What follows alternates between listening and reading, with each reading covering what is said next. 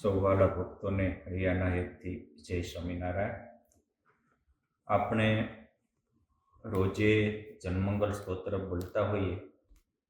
સ્તોત્રમાં એક શ્રીજી મહારાજનો ગુણ આવે છે અને ગુણનું નામ છે ઓમ ગુણગ્રાહીને નમઃ. અનંત ભુવનના નાથ હોવા છતાંય ભગવાન સ્વામિનારાયણ સૌમાંથી ગુણ ગ્રહણ કરતા, અવગુણ નહોતા લેતા. એટલે સતાનંદ સ્વામીએ મહારાજનું નામ રાખ્યું ઓમ ગુણગ્રાહીણે નમઃ. અરે જેને ગુણ લેવો હોય એને અવગુણ જોવાનું બંધ કરવું પડે તો જ ગુણ આવે. ભગવાન હોવા છતાંય હવના ગુણ લેતા હતા. ગુણ લેવો એટલે કે કોકે કાંઈક નાનું કર્યું હોય એને યાદ રાખવું, એ ગુણ કહેવાય. એટલે સતાનંદ સ્વામીએ સર્વમંગલમાં મહારાજનું એક બીજું નામ રાખ્યું અને એ નામ હતું કે પરકૃત અલ્પોપી ભૂયો સંસ્કૃતાય નમઃ. કોકે થોડુંક જ કર્યું હોય એને વારંવાર યાદ કરે. આજે આપણે કીર્તન બોલ્યા એમાં એવી ટેવ પડી તમને અધમ ઓધારવા એહ વિના બીજું કાંઈ ન સૂજે. અખિલ બ્રહ્માંડના અધમ ઓધારવા પરબ્રહ્મ પુરુષ પૂર્ણ પરબ્રહ્મે આજ પણ લીધું. કોઈ કરુણા દ્રષ્ટિ કરી જનને જુએ હરી, દાસના દોષ હરી હૈયે ન લાવે. એના ભક્તના દુર્ગુણોને ભગવાન દિલમાં લાવતા જ નથી, ગુણને જ લાવે છે. તો આપણે ભગવાનના ભક્ત હોઈએ તો ભગવાન જેવા ગુણ આવવા જોઈએ. મહારાજે પ્રથમના 62મા વચનામૃતમાં કહ્યું કે ભગવાનનો નિશ્ચય થાય એમાં ભગવાનના ગુણ આવે. અને મુક્તાનંદ સ્વામી કીધું કે હરિના જનતે હરિને ગુણે યુક્ત છે, મુક્ત તનનો જે નહીં માન જેને. ભગવાનના ભક્ત પણ ભગવાનના ગુણયુક્ત છે. આવા ગુણિયલ બનવું એ બહુ જરૂરી છે. આવા ગુણ લેવાથી કેટલા ફાયદા થશે. એક તો આપણે ખોટા ટેન્શનમાંથી મુક્ત થઈ જઈએ, દોષોથી મુક્ત થઈ જઈએ, દુર્ગુણોથી મુક્ત થઈ જઈએ. અરે દુબળા હોય તો બળિયા થઈ જાય. હિન્દીમાં કહેવત છે કે दुर्बल हो तो दूध पीना, दुर्बल हो तो दूध पीना, दूध से बल मिलते हैं. और बीजी कि दुर्बल हो तो दूध पीना, दूध में पानी मिलते हैं. एम निर्बल हो तो गुण लेना, गुण से बहुत बल मिलते हैं. आज जे कोई महान बन्या है बीजामांथी हारू पकड़ी पकड़ी पकड़ी पकड़ी महान बन्या है. भगवान गुणग्राही स्वभावनो मूर्तिमान दस्तावेजी पुरावो ए शिक्षापत्री है. श्रीजी महाराजे ए पोते परब्रह्म हता, पोतानी रीते बधुं ज प्रतिपादन करी शके. तोय ते शास्त्रनी मर्यादा प्रमाणे जे कोई आचार्य थया, अरे पोते साकार प्रतिपादनना करनारा हता, भक्ति उपासक हता. तो शंकराचार्यनी जे विशालता हती, शंकराचार्ये जाण्युं के भारतीय हिंदुओने अंदरो अंदर झगड़ता अटकाववा होय तो ए भारतीय 5 उपासना परंपरा है. शिव, विष्णु, पार्वती, सूर्य અને મા જગદંબા. આ 5 પરંપરા છે. 5 એને સ્વીકારી. તો ભગવાન સ્વામિનારાયણ શંકરાચાર્યનો બેઠો જે વસ્તુ એનું હારું હતું સ્વીકારી લીધું કે વિષ્ણુ, શિવો, ગણપતિ, પાર્વતી ચ દિવાકરો એતે પંચતયા દેવતા પૂજ્યા સર્વે મામ કહી. અને જન્મંગમાં લખ્યું કે પંચાયતન સન્માનાય નમઃ. પંચાયતન એટલે કે આ 5 દેવોનું કાયમ સન્માન કર્યું. 5 પોતે પરબ્રહ્મ પુરુષોત્તમ નારાયણ હોવા છતાંય તે 5નું માતાજીનું, દેવદેવ, આ એને ગુણગ્રાહી સ્વભાવ છે. જેનામાંથી જે સારું હતું એ લીધું. રામાનુજાચાર્યજી મહારાજનું જ્ઞાન સારું હતું તો મતમ વિશિષ્ટા દ્વૈતમ મેં એમ કરીને એનું એ સ્વીકાર્યું. અને તરત જ વલ્ભાચાર્યજી મહારાજને, નિંબાર્કાચાર્યજી મહારાજનું ધામ સારું હતું તો તરત જ ગોલોકો ધામ છે અક્ષિતમ. પાછું ઇષ્ટમ અને ગોલોક ધામ છે. રામાનુજાચાર્યને તો વૈકુંઠ ધામ નિશ્ચિત છે, પણ વૈકુંઠથી પર ગોલોક ધામ છે, એનું એ સ્વીકાર્યું. તો અમારી ભગવાધારી સાધુઓને સારી પંક્તિ કેમ કરે ને એક પંક્તિ કેમ જવાય, કેવું નિસ્વાદીપણું. પણ એ રામાનંદાચાર્ય ઉત્તર પ્રદેશમાં થયા. રામાનુજાચાર્યના જ્ઞાનને ત્રણ તત્વને માનનારા હતા, પણ સાધુની પરંપરામાં આજે લાકડાના પથ્થરમાં જમતા હોઈએ એનું સારું તો એ સ્વીકાર્યું. જેનું જે સારું હતું, વલ્ભાચાર્યજી મહારાજનો ભક્તિ હારી હતી તો એની ભક્તિ સ્વીકારી, અને એમના જ દીકરા વિઠ્ઠલાનાથજીએ ઉત્સવ પરંપરાની રીત હારી હતી તો એ સ્વીકારી. હા, બધાનું જેનામાં જે સારું હતું એ સ્વીકાર્યું, અને પછી કંઈક ઉમેરવું ઘટ્યું તો એનું ઉમેરું છે પણ ખરું. પણ આ ગુણગ્રાહી સ્વભાવ આપણા ઈષ્ટદેવનો હતો, એટલે ભગવાન માટે ઓમ ગુણગ્રાહીને નમઃ આવું કીધું. અને કેવું તો પરકૃત અલ્પોપી ભૂયો સ્મૃતાય, થોડુંક કોઈ કંઈક કર્યું હોય, અવગુણ 1000 કર્યા હોય, અને બીજાએ કરેલા અપમાન, પરકૃત અપમાનો સદ્ય વિસ્મૃતાય નામ આવું લખ્યું. આ મહારાજના ગુણ હતા. કોકે કરેલું અપમાન તત્કાળ ભૂલી જાય. આપણી માણસની કમજોરી ક્યાં ખબર છે? કોકે આપણું સહેજ અપમાન કર્યું હોય તો વર્ષો સુધી ભૂલી શકતા નથી, અને એને સારું કર્યું હોય એ તત્કાળ ભૂલી જઈએ છે. એટલે આ જે વૃત્તિ છે એ આપણા જીવનમાં ટેમ્પરેચર લાવી દે છે, દુર્ગુણો લાવી દે છે. આ દુર્યોધન વૃત્તિ કહેવાય. એકવાર આંધળા કીધા લાઈફ ટાઈમ ન ભૂલ્યો. અને એ જ પાંડવોએ રાષ્ટ્રીય યજ્ઞમાં એને આખાના દાનના અધ્યક્ષ બનાવ્યા હતા, દાતાર બનાવ્યો હતો, કેટલી વાર એને મોતના મુખમાંથી બચાવ્યો હતો. એક ગુણ એનો પાંડવોએ આટલા ઉપકાર કર્યા, એક પણ સંભાળ્યો નહીં. અને દુર્ગુણ એક વાર સહેજ અપમાનથી જિંદગી ભૂલ્યો નહીં, એટલે આખા કુળને ખોઈ બેઠો. એમ આપણે જ્યારે બીજાના નાના અવગુણને જ ક્યારેક થયું હોય અને એને જ મગજમાં રાખીએ, એ આપણે આપણા કુળનું નિકંદન કરવા બેઠા છે, આપણા જીવનનું નિકંદન કરવા બેઠા છે, આપણા આત્માની અધોગતિ કરવા બેઠા છે. માટે ભગવાનનો મોટો સ્વભાવ છે ઓમ ગુણગ્રાહીને નમઃ. આ ગુણને આપણે જો મગજમાં રાખીએ તો બહુ સરસ થાય. ચાલો હવે ગુણ લેવાના ફાયદા. જેને ગુણ લીધા એને કેવા ભક્તોએ સંતોએ ગુણ લીધા, એમાં કેટલું લાભ મળ્યો, આપણે 2-5 પ્રસંગો એવા પણ જાણી લઈએ. જુનાગઢના જોગી કોકને હાથ પકડે તો ઘાટ સંકલ્પ સમાવી દે, આવા સમર્થ સાધુ ગુણાતીતાનંદ સ્વામી જુનાગઢમાં જ રહેતા હતા. જુનાગઢના જ તે મહાબુદ્ધિશાળી પ્રખર વિદ્વાન એવા, અને રાજકીય ક્ષેત્રે પણ જેની સૂઝબૂઝ પહોંચે. જુનાગઢના મંદિરમાં પણ રાજકીય તરફથી આવતી અડચણોને જે દૂર કરનારા એવા ચક્કુભાઈ નાગર હતા. બહુ બુદ્ધિશાળી મેધાવી. ગુણાતીતાનંદ સ્વામી હાથે વર્તમાન ધાર્યા હતા, કંઠી પહેરી હતી, પણ સ્વાદ્યા બહુ હતા. અને આપણને ખબર નથી, અમુક લોકો એવું કહે છે કે બ્રાહ્મણોમાં વિશેષ સ્વાદ હોય. હું એવું માનતો નથી. સ્વાદ એ દરેક વ્યક્તિની પોતાની મેન્ટાલિટી હોય છે, એમાં પણ મહાનિસ્વાદી હોય અને બીજામાં પણ સ્વાદી હોય.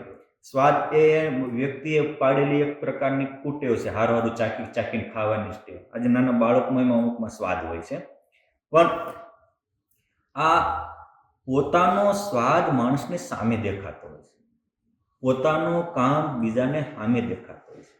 એટલે આપણા દુર્ગુણો કોકનો આપણે પરિચય આપીએ ને ત્યારે આપણે આપણો રિયાલિટી આપણો પરિચય આપતા હોય છે. ભગવાન બુદ્ધના જીવનમાં કોઈ કીધું કે ભિક્ષુને કે તમને કેવું કે બધા જ ગામમાં બધા જ નકામા માણસો, કોઈ સારો માણસો છે જ નહીં. બુદ્ધે એને એટલું જ કીધું તું તારો પરિચય આપે છે. બાકી આખા સમાજમાં કોઈ નબળો હોય, નબળો હોય એવું બધા નબળા હોય જ નહીં. લંકામાં વિભીષણ જેવા હારા હોય જ.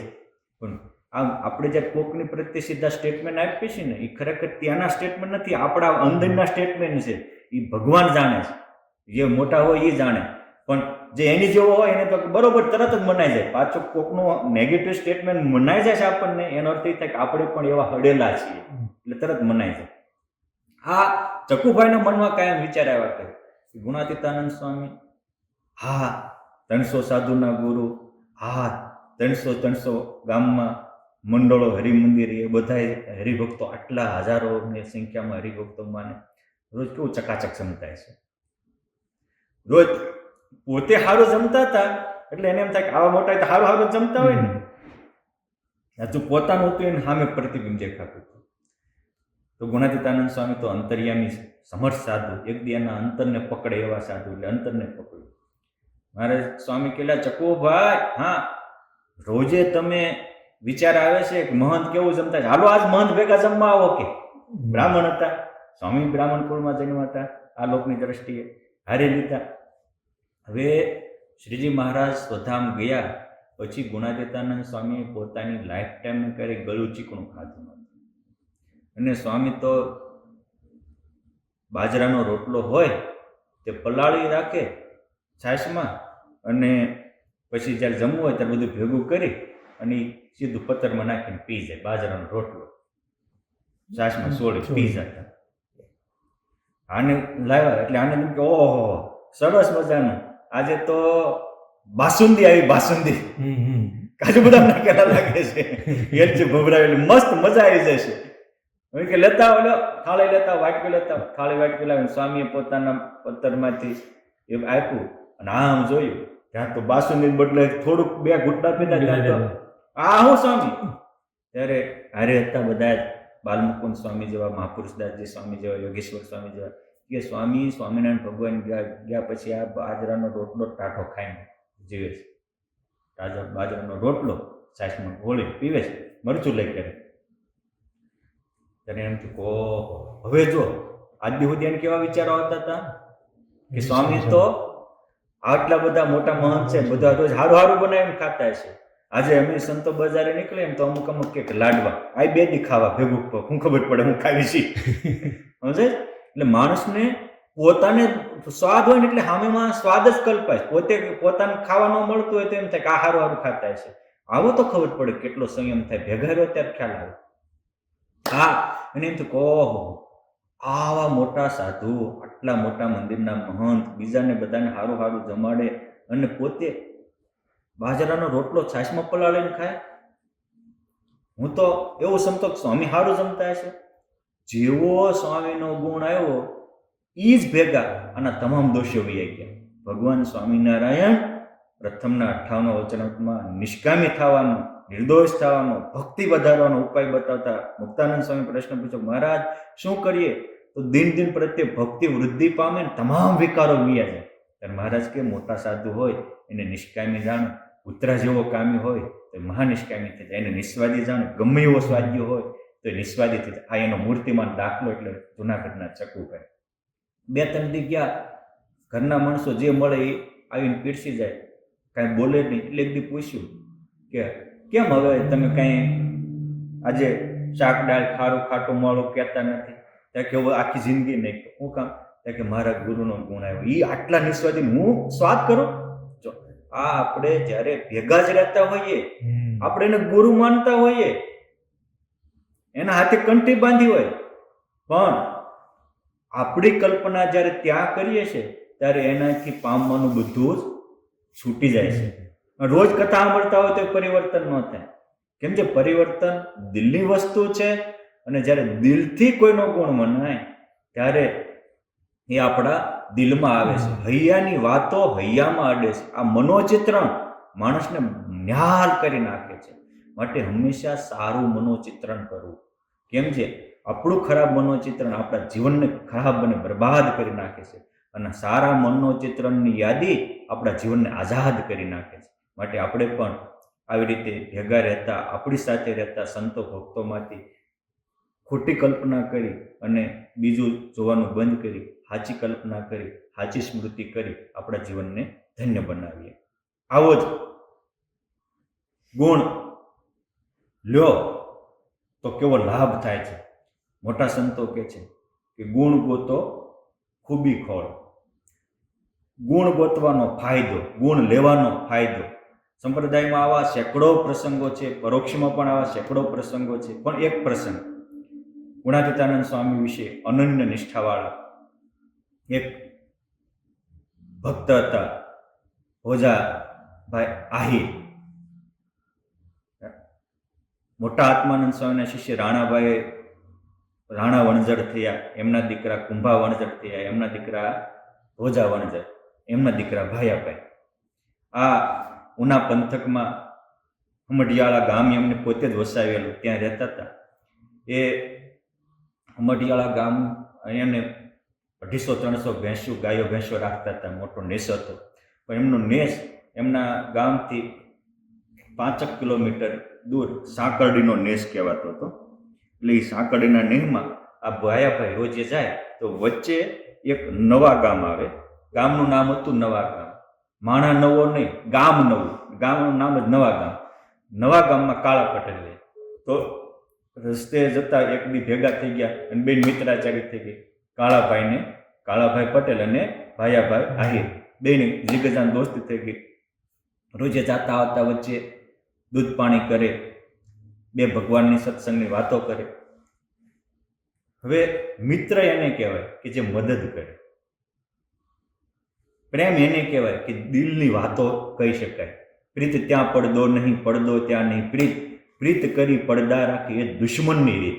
દિલની વાતો કહી શકાય, દિલ્લા ખુલ્લા દિલે, એ મિત્રતા છે. મિત્ર એ આપણા દિલની વાતો કહેવાની અને મુશ્કેલીમાં હૈયું ઠાલવાનું અનુપમ પેટી છે. કાળાભાઈ કહે છે કે ભાઈ જુનાગઢ જવું છે, વ્યવહારિક કામકાજ છે, પણ ક્યાં ઉતરવું? આ તમારા સંગે કરતા બીજું વ્યસન તો મૂકી દીધું છે, પણ ત્યાં ઉતરવું ક્યાં? મોટી મુશ્કેલ. ભાઈ કે ચિંતા કરો માં કાળાભાઈ, ચિઠ્ઠી લખી દો. જુનાગઢ અમારું સ્વામિનારાયણ ભગવાનનું મંદિર, એ કોઈ પણ આવી આગંતુક હોય એને ઉતરવાનું ઠરવાનું ઠામ છે, ત્યાં જઈને ઉતરો. ત્યાં ગયા, ચિઠ્ઠી લખીને ગામમાંથી પતાવી અને જુનાગઢ મંદિરમાં ગયા, ચિઠ્ઠી આપી અને સંતો ભક્તોએ તો આગતા સ્વાગતા કરી. કાળાભાઈને ખૂબ સારી રીતે જમાડ્યા, સારો ઉતારો આપ્યો. ઉત્થાપન થયું, દેવોના દર્શન કરવા ગયા. એમ થયું આવા દેવ, આવા શણગાર, કેવા દેવ છે, જાણે હમણાં વાતો કરશે. હૈયાનું ધડકન બોલતું હોય એમ ધબકારા લેતા દેવો જોયા. એવા પાછા ભગવાનના એવા સરસ મજાના માથે મુંગટ, કાનમાં કુંડળ, પુષ્પના હાર, રાધા રમણ દેવી, રણછોડરાય, તિકમરાય વગેરેના દર્શન કર્યા. અંદર નાચી ઉઠ્યું. આવું ભવ્ય મંદિર જોઈને હૈયા મેં તો કહું આવું મંદિર. પછી તો સંતોની ધર્મશાળામાં ગયા. એક થાંભલીના ટેકે બેસી ગુણાતીતાનંદ સ્વામી બ્રહ્મરસની હેલી વરસાવી રહ્યા હતા. એ ગુણાતીતાનંદ સ્વામીના મુખથી બ્રહ્મરસનું પાન કરીને કાળાભાઈને એમ થયું ભાઈઓ કાયમ મને કહેતો હતો કે અમારા ગુરુ છે ને એ ખરેખર બ્રહ્મરૂપ છે, ખરેખર આ ધરતી ઉપરના અનેક જીવોને તારવાની નાવ છે. વાત સાચી છે, ખરેખર આ ગુરુ કરવા જેવા છે. આ આટલા સંતો જેના યોગે આવા ભક્તો, આવું મંદિર, આટલો ગુણ આવ્યો. અને એને એમ થયું કે હવે તો મારે ભાયાભાઈને કહીને, સ્વામીને બોલાવીને, મારે એકલા નહીં, મારા આખા પરિવારને, આખા ગામને જમાડવું છે, આખા પરિવારને ભેગા કરીને કંઠી બાંધવી છે, અમારા આખા પરિવાર સાથે ભગવાન સ્વામિનારાયણને આશ્રિત થવું.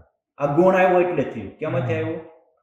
સત્સંગ એટલે હું આપણી ક્રિયા જોઈને, આપણું વાણી વર્તન જોઈને બીજાને ગુણ આવે એટલે સત્સંગ થયો. અને આપણી ક્રિયા જોઈ, આપણી વાણી વર્તન જોઈને બીજાને અવગુણ આવે તો એ કુસંગ થયો. ગુણ ગ્રાહિતા એ સત્સંગ છે અને અવગુણ લેવું એ સત્સંગમાં કુસંગ છે. ભાયાભાઈ ને સ્મૃતિ કરતા કરતા કાળાભાઈ ત્યાં ગયા, પાછા ગયા. કામ તો પતી ગયું, પણ શરીર છે, શરીરનો ક્યારે કોનો ક્યાં એન્ડ આવી જાય ખબર હોતી નથી. એટલે આ શરીરનો એન્ડ આવે એ પહેલા આત્માનો ઉદ્ધાર થઈ જાય એવું સ્ટેન્ડ ગોતી લેવું. જેમ ફ્યુઝ ઉડે, લાઇટ વહી જાય, પછી કાંઈક કરવાનું રહી જાય, કાંઈ ન થાય. માટે આ દેહનો ફ્યુઝ ઉડે એ પહેલા જીવનું કલ્યાણ થાય, કાંઈક બે સારા કામ થાય ને યુઝ કરી લેવો તો મોટું કામ થઈ જાય છે. મોટા ભાગના ફ્યુઝ ઉડી જાય ને ત્યાં યુઝ જ નથી કરતા, પછી ફાઈ જાય છે. આ કાળાભાઈનો શરીરનો એન્ડ આવી ગયો, અંતિમ શ્વાસ ગણતા હતા. એમાં ભાયાભાઈ ત્યાંથી નીકળ્યા. પૂછ્યું કાળાભાઈ ક્યાં? ગામ લોકોએ કીધું કે તો બીમાર પડ્યા છે. મિત્રના નાતે તરત જ ત્યાં ગયા. એમ કહે છે કાળાભાઈ, અરે ભાયા, હું વાત કરું કે એ જુનાગઢનું મંદિર, એ જુનાગઢના દેવો, એ એનો શણગાર, એ ગુણાતીતાનંદ સ્વામી, એ એની બ્રહ્મપંચા જેવી વાતો, એ નાનું ભોજન. તમે કહેતા હતા હું કોઈ દી કંઠી બાંધી નહોતી, પણ હું તો સંકલ્પ લઈને આવ્યો હતો કે મારે તો ગુણાતીતાનંદ સ્વામીને અહીંયા બોલાવીને આખા ગામને જમાડવું હતું ને સ્વાગત સન્માન કરવા હતા ને સ્વામિનાથ કંઠી બાંધીને મારે સત્સંગી થવું, પણ આ મારો હવે હું તો લાંબી યાત્રાએ આવ્યો, હવે મારે શું કરવું? ત્યારે આ ભાઈ કહે છે કે બીજું છોડો, તમે કંઠી બાંધીને ન આવ્યા પણ લો મારા ખીચામાં કંઠી છે, સત્સંગી છે, અને કંઠી બાંધી અને એક સત્સંગીએ કંઠી બાંધીને એ જ વખતે અનંત વિમાન લઈને ભગવાન સ્વામિનારાયણ, ગુણાતીતાનંદ સ્વામી, ગોપાળાનંદ સ્વામી જેવા મહાપુરુષોને હારે લઈને તેડવા આવ્યા. કાળાભાઈ કહે છે આ તારા ગુરુ. હજી કહે છે કોના ગુરુ? તારા ગુરુ ભગવાનને લઈને, હરિકૃષ્ણ મહારાજને લઈને આ મને તેડવા આવ્યા, હું ધામમાં જાઉં. આ એક મંદિરમાં થતી સેવા પૂજાનો આ ગુણ આવ્યો તો પળમાં બેડો પાર થયો. એટલે કીધું કોઈ કહેશે આ સંત બહુ સારા ખરા કલ્યાણ ના કરનારા, એટલો ગુણ લેશે, બ્રહ્મ મહોલે વાસ લેશે. એનો મૂર્તિમાન દાખલો એટલે આ નવા ગામના કાળાભાઈ પટેલ. આપણે પણ આ રીતે ભગવાન મોટાના મંદિરો, દેવોનો શણગારનો, સેવા પૂજાનો, પદ્ધતિનો સારો ગુણ લઈએ અને એને દિલથી સ્વીકારીએ તો આપણા પણ દોષો ભગવાન માફ કરવા જ બેઠા, આપણને સાફ કરવા જ બેઠા છે. પણ આપણે આવી રીતે દિલથી સ્વીકારીએ તો મોટું કામ થાય. ગુણ કેવું કામ કરે, ગુણ જોવાથી, સારું જોવાથી કામ કેવું થાય. જોવો સારું તો જીવન થશે ન્યારું. થોડું એડિંગ છે, જુઓ સારું તો જીવન થશે ન્યારું. જનકપુરી નેપાળમાં કહેવાય, માં જગદંબા સીતા માતાની જન્મભૂમિ. ત્યાંથી એ વખતે પુરુષોત્તમ શેઠ એને એમ થયું કે જ્યાં મારી માં જગત જનની જગદંબા સીતાજી અયોધ્યામાં રહ્યા અને એ રામ લક્ષ્મણ જાનકી જય બોલો હનુમાન કી, જ્યાં ભગવાન રામનું પ્રાગટ્ય એવું પવિત્ર તીર્થ સ્થળ, ભારતની 7 પુરીમાંની એક મોક્ષપુરી કહેવાય અવંતિકા. મારે તો દર્શને જવું છે, મારા સાથે આવનાર આખા સંઘને લઈને જવું છે પોતાના ખર્ચે. બહુ ભલમનસાઈવાળા શેઠ એ પરશુરામ શેઠ પોતાના ગામ જનકપુરીથી મોટો સંઘ લઈ વચ્ચે ભજન ભક્તિ કરતા કરતા, સૌને રમાડતા જમાડતા, અખંડ સ્મરણ કરતા, ચાલતા ચાલતા ચાલતા આવતા આવતા અયોધ્યાની નજીક છપૈયામાં એક રાત રોકાણા. નારાયણ સરોવરમાં જ્યાં ભગવાન સ્વામિનારાયણ અનેકવાર સ્નાન કર્યું છે એવા સરોવરમાં સ્નાન કરી અને એ વખતે આચાર્ય પ્રવર્ષી અયોધ્યા પ્રસાદજી મહારાજે મોટું મંદિર બાંધેલું. ત્યાં દર્શને ગયા. એમ થયું કે ઓહો, મેં મંદિર તો અનંત જોયા પણ આવું ભવ્ય મંદિર, આવા જાગતા જ દેવો, क्या मंदिर है, क्या मंदिर की रचना, क्या देवों की स्थापना. એની સાથે એમના દીકરા હતા, પરિવારજનો હતા. परशुराम सेठ કહે છે कि सुनिए पुत्र, हमारे गांव के जाकर में भी ऐसा ही मंदिर बनवाना है, मंदिर के नजदीक ऐसा ही सरोवर करना है और ऐसा ही देव पधरा की स्थापना करनी है. आ दर्शन કરીને ગુણ આવ્યો. દર્શન તો બધા કરે છે પણ દર્શન કરવા એ પણ એક કળા છે. મહારાજ કે વચનામૃતમાં સારંગપુરના પહેલામાં કે આ જીવે નેત્રે કરે અનેકના દર્શન કર્યા છે પણ એક ક્ષણવાર પણ ભગવાનના દર્શન કરે એમ એટલું સુખ આવે છે, એટલું સુખ આવે છે કે એ સુખ આગળ અનંત કોટી બ્રહ્માંડના સુખ ફિક્કા થઈ જાય. દર્શન આપણને કોઈ દી ફિક્કા થયા? કેમ જે આપણે દિવ્ય ભાવથી દર્શન નથી કરતા, દેહ ભાવથી દર્શન કરીએ. દર્શન પણ આ પરશુરામ શેઠે દિવ્ય ભાવથી દર્શન કર્યા, અલૌકિક ભાવથી દર્શન કર્યા, એટલે એના અંતરમાં અલૌકિકતા છવાઈ ગઈ. પછી તો સંઘ સાથે તેઓ અવધ ગયા. ત્યાં ભગવાનની જન્મ સ્થાનકના દર્શન કર્યા, કનક ભુવનમાં દર્શન કર્યા, દશરથ મહેલમાં દર્શન કર્યા, જગ પ્રસિદ્ધ હનુમાનગઢીએ હનુમાનજી મહારાજના દર્શન કર્યા, સરજુ ગંગામાં સ્નાન કર્યું પછી એક સુંદર ધર્મશાળામાં ઉતારા કર્યા, બધા ભોજન પાણી કર્યા. રાતનો સમય હતો, દીવો ઝગમગ ઝગમગ સૂતો હતો. યાત્રિકો પણ પોતપોતાની સુવાની વ્યવસ્થા કરતા હતા. ત્યાં આ પરશુરામ શેઠ બોલવા માંડ્યા કે પુત્ર દેખ દેખ, नहीं तो बीमार हो गया हूं, मगर जो छपैया में घनश्याम का दर्शन हुआ था वो घनश्याम मुझे सामने आ रहा है. मुझे सुनिए, ऐसा ही मंदिर हमारे गांव पे बनवाना है, ऐसा ही देवों की स्थापना करनी है, ऐसा ही बगीचा बगल में रखना है. हम बोल बापा हूं छे, अरे मेरा अभी अंतकाल नजीक आया है, मगर परमात्मा वो घनश्याम बाबू बड़े दिव्य विमान लेके मुझे लेने के लिए आया है. मैं उनके साथ उनके धाम में जाता हूं. मगर सुनिए पुत्र, याद रखना, हमें ऐसा ही मंदिर बनवाना है, ऐसा ही दिव्य अलौकिक स्थान बनवाना है. तो आम कही અને ભૌતિક દેહનો ત્યાગ કરી કંચન વર્ણી કાયા, ચૈતન્યમય કાયા, જેના રૂવાડે રૂવાડે બ્રહ્માંડો લૂંબો જુંબો ઉડતા હોય એવા દિવ્ય સામર્થ્ય દેહ ધારણ કરી ભગવાન જેવો આનંદ, ભગવાન જેવી અલૌકિકતા, ભગવાન જેવું ઐશ્વર્ય પામી ભગવાનના સુખે સુખિયા થઈ ગયા.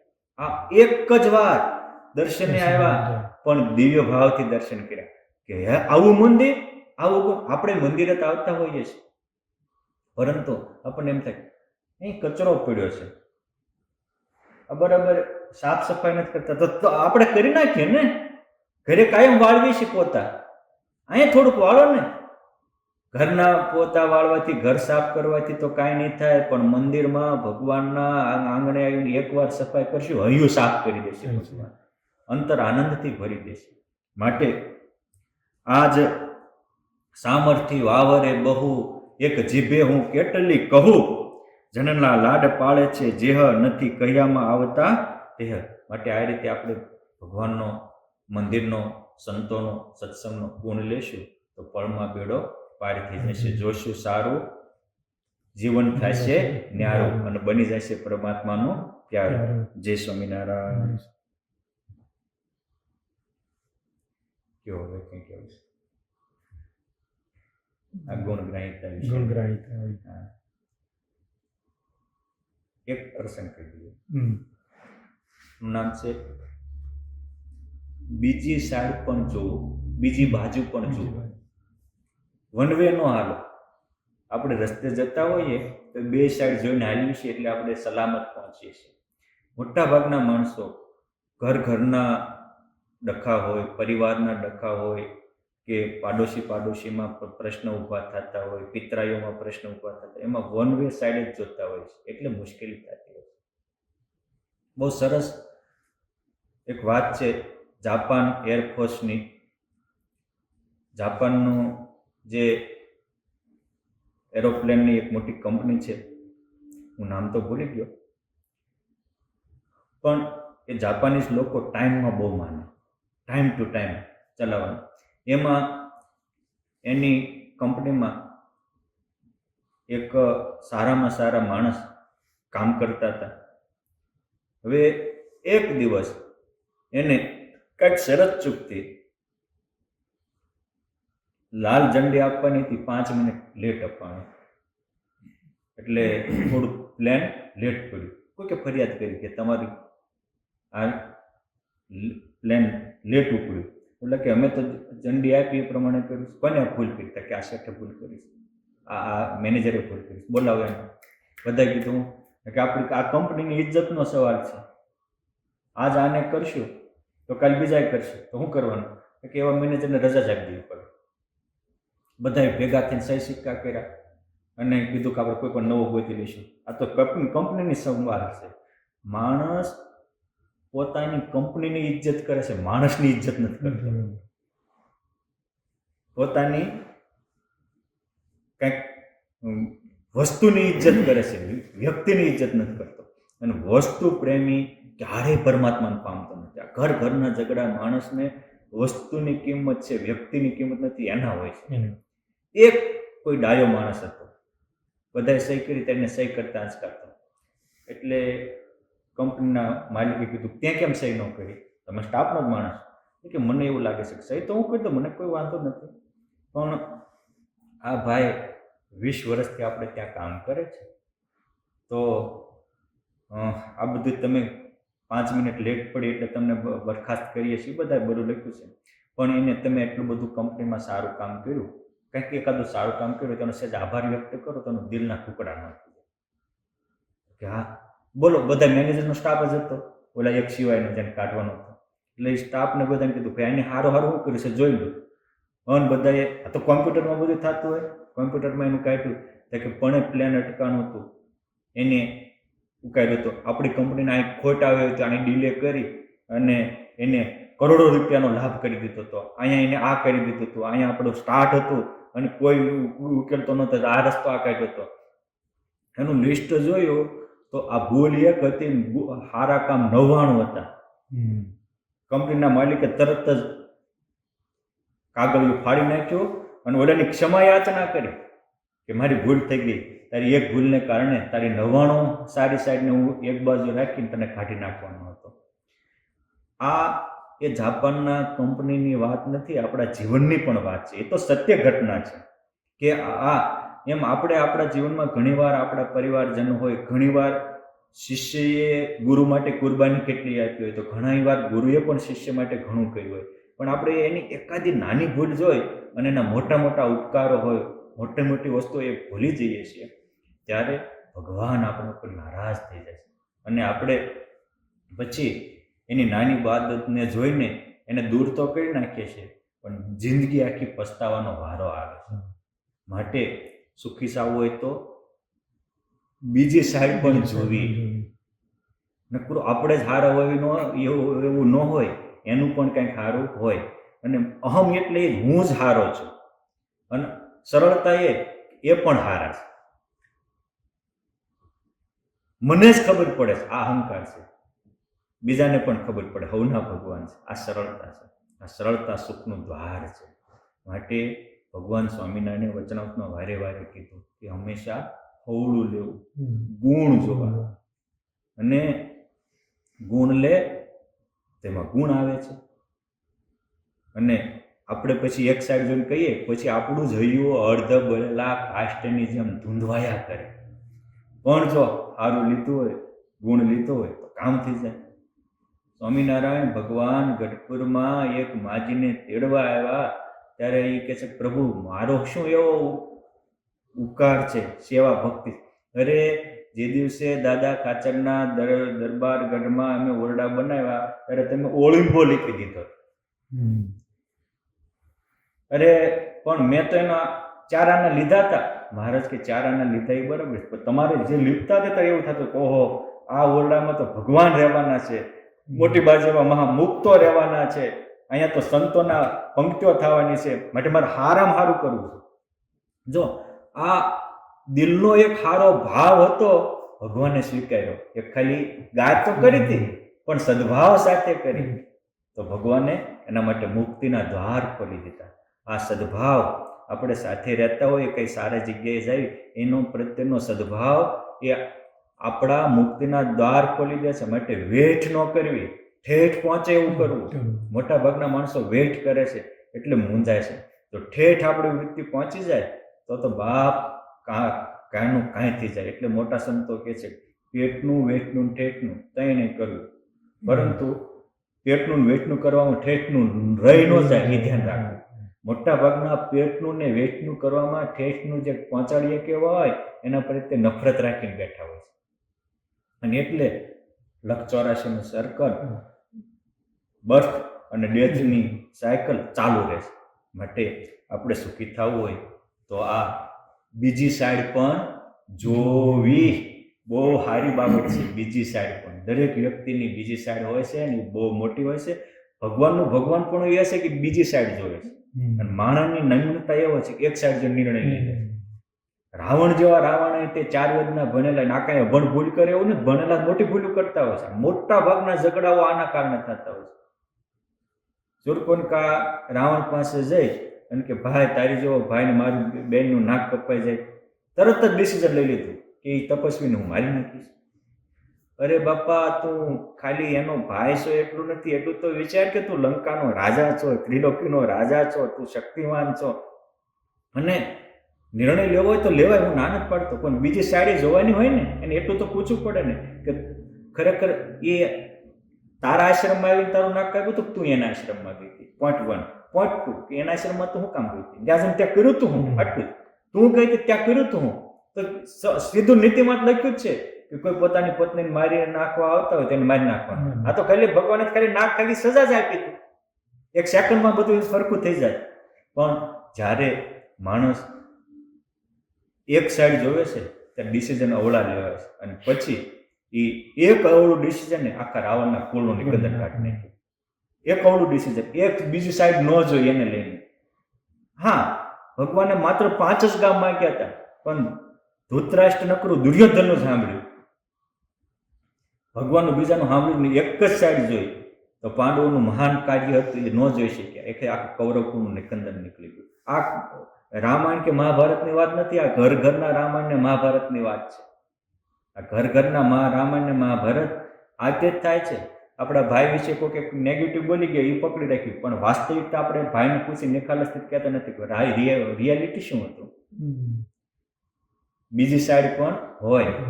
એટલે જ્યારે આપણે એક સિક્કાની 2 બાજુ એમ બીજી સાઈડ જોઈએ છે ત્યારે આપણા અંતરના અંજવાળા પથરાય છે અને મનમાં રાખેલી ગ્રંથિઓ ગળી જાય છે ખોટે ખોટી, અને ગાંઠો છૂટી જાય છે, અને ગાંઠોને છોડાઈ નાખે એ ગ્રંથ છે, ગાંઠોને છોડાવે એ સાચો પંથ છે, અને ગાંઠો ઓગળે ત્યારે જ પરમાત્મા મળે છે.